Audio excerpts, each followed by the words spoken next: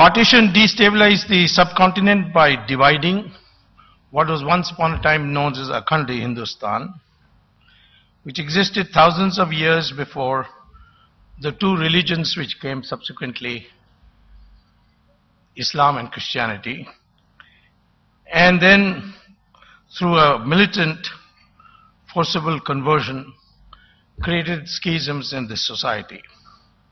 Before Islam and Christianity came to India, Hindustan had never seen religious intolerance and divisions. Parsis had come, Jews had come, Syrian Christians had come, even Arab Mopla Muslims, as they were called, came to Kerala. This subcontinent, which was then Akhand Hindustan, never knew of a case of books of other religions being burnt or inquisitions being held. That was the tradition. But this brutality that followed after Islam came to the subcontinent, and Christianity through the British rule, which demeaned the native civilization and concocted Indian history to demoralize the Indian and demean his identity. Partition thus became inevitable, and then it followed religious cleansing. Bangladesh had 32% Hindus in 1947. Today it's down to 7%. Same thing in Pakistan. And therefore, this religious cleansing led to communal rioting, a ghetto mentality, and on top of it all, we found many countries outside egging on the people within this country, as you can see in Kashmir, even in Kerala, where 5 Shariat courts have come to replace dispensing justice from the high courts. That brings me to the third defining destabilization that's going on in the subcontinent. That's the rise of the theological jurisprudence. We are witnessing it in Pakistan, where just for merely saying something about blasphemy laws, 2 very prominent people have been shot dead. And their assassins have been celebrated publicly in society. Question is why? Why is the subcontinent suffering as this? I would say that's probably because Islam and Christianity is a proselytizing religion, and in fact theologically defends violence against non-believers.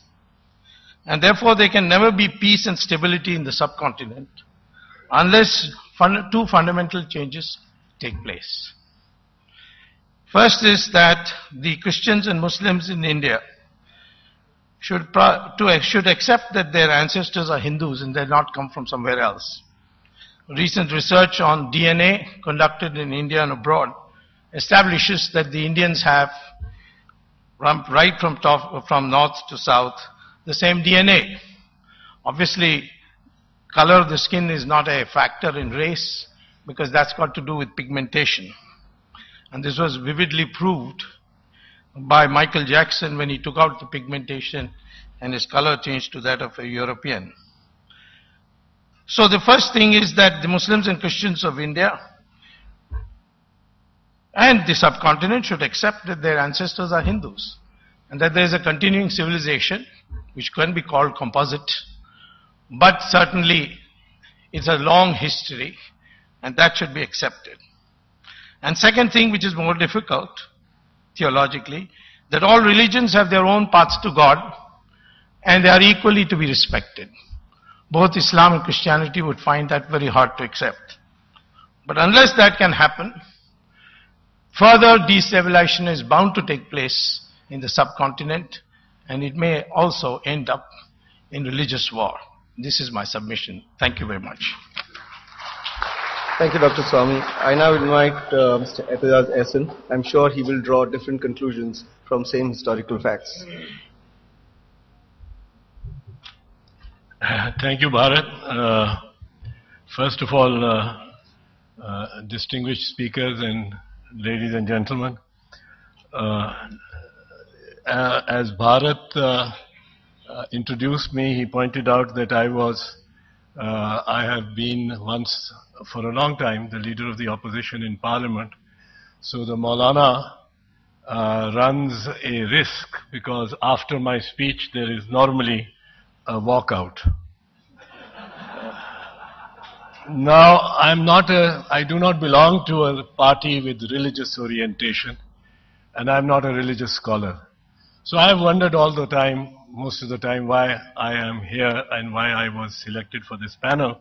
But after the distinguished speaker had spoken before me, whatever I had written and was planning to say, much of that becomes a little irrelevant.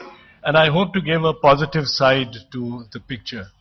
I think the great religions of the subcontinent of South Asia have been integrative, and they have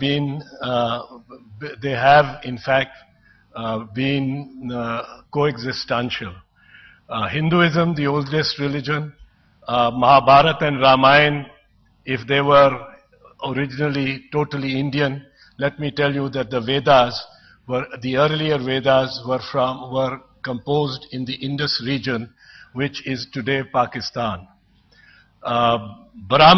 Buddhism, another great religion of South Asia, integrated all, the great Ashok, the great Buddha, and then when it was banished from the subcontinent, from India, by Hindu Brahmanism, it continued for centuries to keep a mellow and soft touch over the Indus, which is Pakistan. Islam, you go to all these places in Ajmer, in Delhi, Nizamuddin Auliya, in Gulbarga, in Lahore, in Bhicha, and you will find a truly plural kind of a following for these great saints and shrines, which is also the preserve of the third great religion that succeeded Hinduism in the subcontinent, and that is Sikhism of Guru Nanak. And Darbar Sahib commands a same kind of plural veneration. Christianity was facilitated, no doubt, by the Raj to spread all over South Asia, but it carries its benign message all the time to us and for us.